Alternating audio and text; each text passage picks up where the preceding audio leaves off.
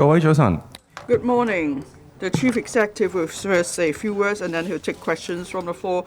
When you ask questions, please limit yourself to 2 questions each. I'll now hand over to the Chief Executive. Good morning. Last week, I led the Hong Kong SAR delegation to visit the Middle East. I visited Saudi Arabia and United Arab Emirates. The trip lasted 6 days. It's a journey to promote friendship. It's also a journey to promote the advantages of Hong Kong, and also it's a journey to create business opportunities. We're glad that in the short 6 days we have achieved 15. We have made 15 achievements. First of all, the Saudi Arabian government has agreed to start an initial negotiation on the promotion and on signing and the promotion and protection of investment agreement. And also we have signed some 13 memorandums of understandings or letters of intent covering financial services, innovation technology, commercial services, energy and transport. This Middle East trip has achieved much and is much welcomed by the different sectors in Hong Kong.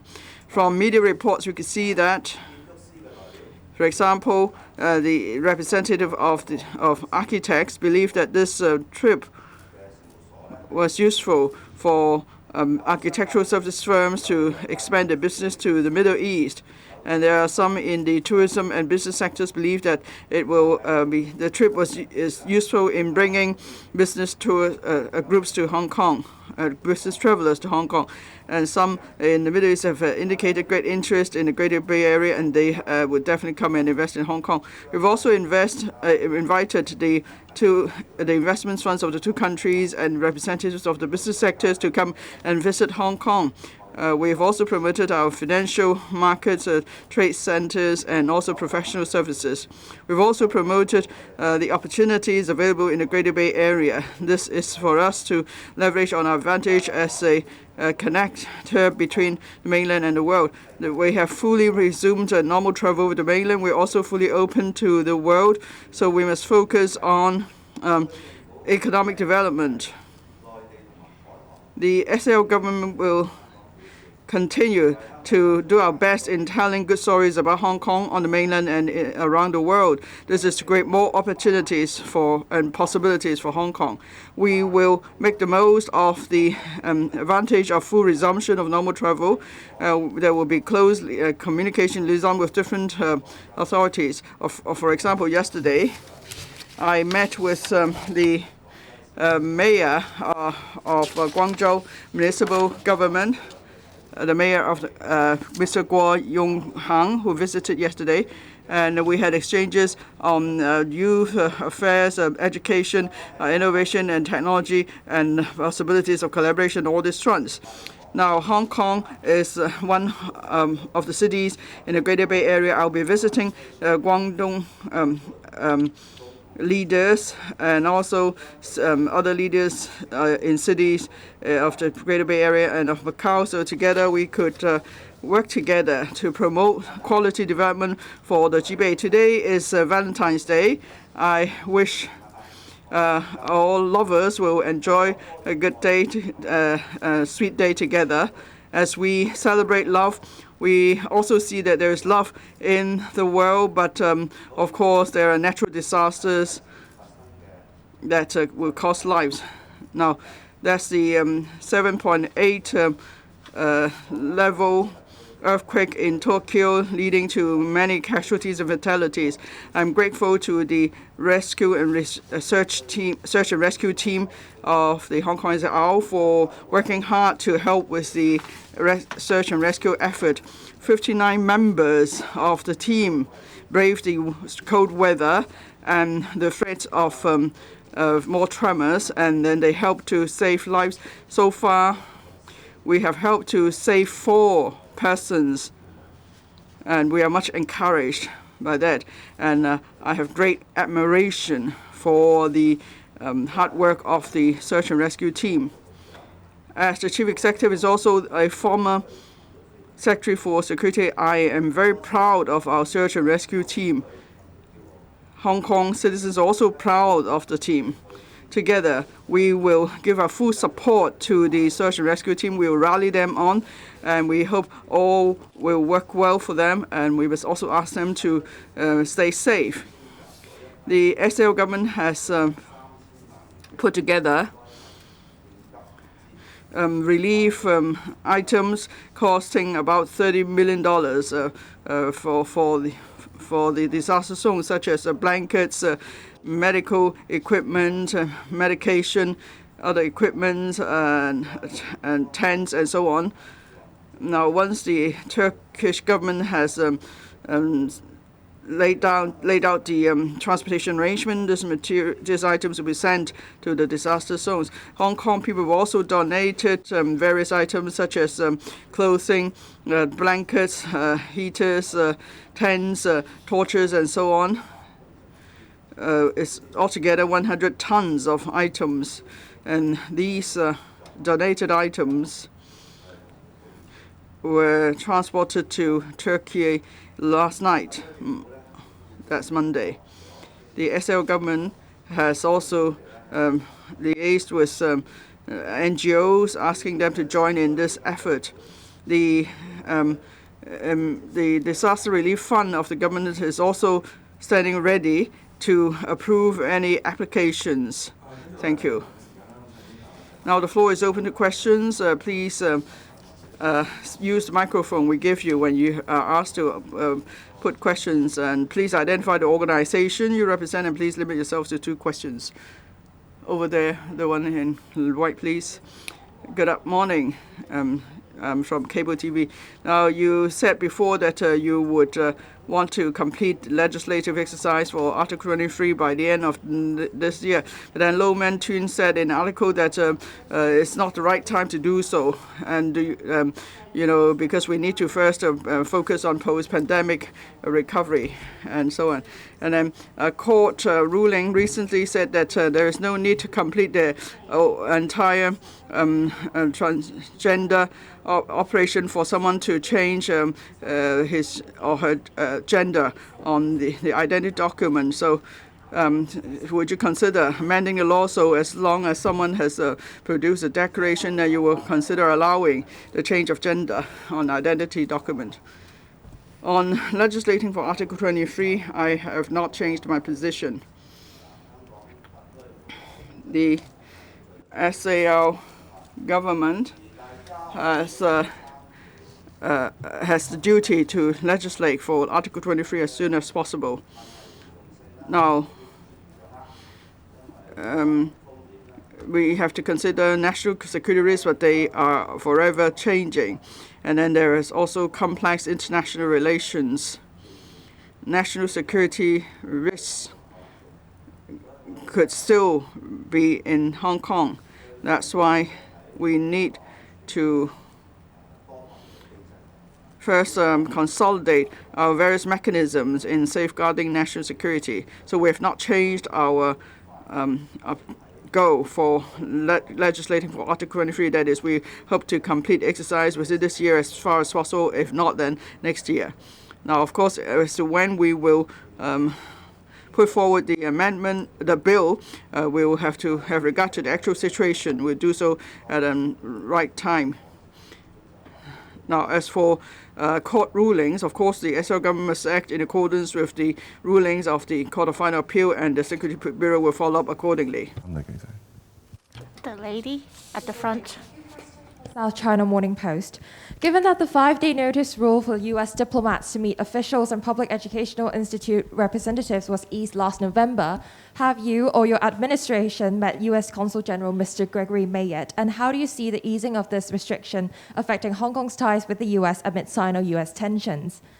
Second question, was yesterday's drop of property stocks to the lowest level in 6 weeks a sign of drop in investor confidence in the city from the inclusion of national security law provisions in recent land sales documents? Why hasn't the government launched a consultation for these clauses? And what issues is the government tackling with this measure? And finally, which areas would the government tackle in its upcoming budget? Would the government disperse another round of consumption vouchers? And would the chief executive please tell us when the mask mandate would be eased? I think you've asked like over 4 or 5 questions. but let the Chief Executive answer. Okay, any activities by consulate staff has to be done in accordance with the Vienna Convention on Consular Relations. In regard to our communication and dealings with different consular staffs, we of course will be in support of many activities, particularly people-to-people business promotion, enhancing mutual understanding, and anything that will bring exchange of people, culture, and other communications together. We will, of course, be in support of all these. Hong Kong government officials, of course, will also be in contact with different people, including officials from different consulates, so as to enhance exchanges. We'll do our work in accordance with the Vienna Convention, but of course, we will welcome any exchange that will promote people-to-people exchange, cultural ties, and also, of course, in helping promoting Hong Kong. In regarding to fluctuation in the stock market's performance, and also in relation to different responses to land sales, of course,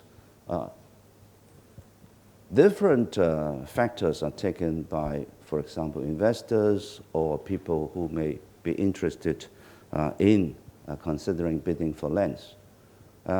Obviously, they will be looking at a host of factors. And market sentiment, the international development, and the whole economy of the world, and the whole economic situation of Hong Kong will be taken into consideration by investors and people who may be interested in bidding lands.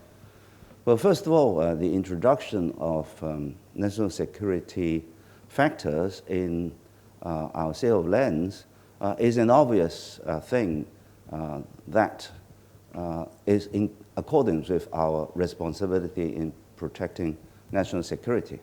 I note that representatives from the property sectors have indicated that they are in support of discharging that responsibility. Such a provision has been in place for quite a while, and there have been land sales since its introduction. So this factor is a natural factor that I think has no relevance at all to any decision by any businesses who are interested in bidding for sales of land, who will basically consider it from their business angle. And I must emphasize that protecting national security is the responsibility of the whole region, the whole Hong Kong special administrative region. And everybody should have such a responsibility. The third question about budget, and the financial secretary, of course, is consulting people from different sectors on the budget proposal.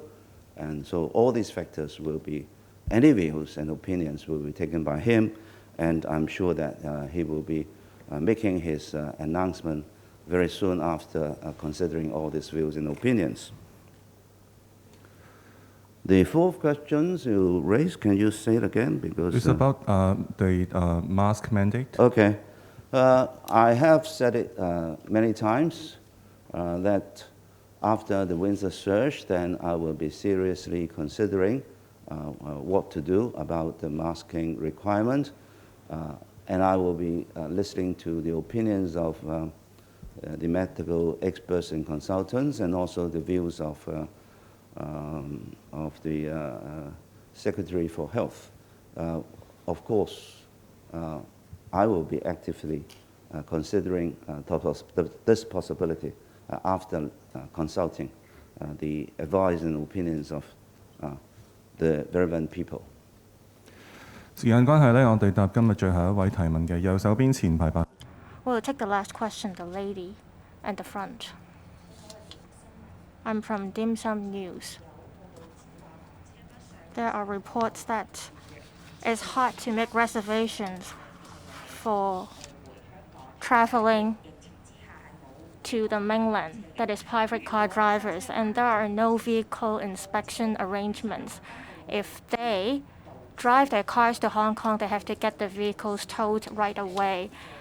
Is Hong Kong government aware of this to help these private car drivers? Also, are there news about LegCo by-election? There are news that, or rumors that more LegCo members will quit. Is that true? For private cars traveling to the mainland, there are quota systems or arrangements. The arrangement has been implemented smoothly. We want to try our best to liaise with the relevant units or departments to ensure a smoother implementation of arrangements. We'll continue to explore this issue with the mainland authorities to see how we can address the small issues.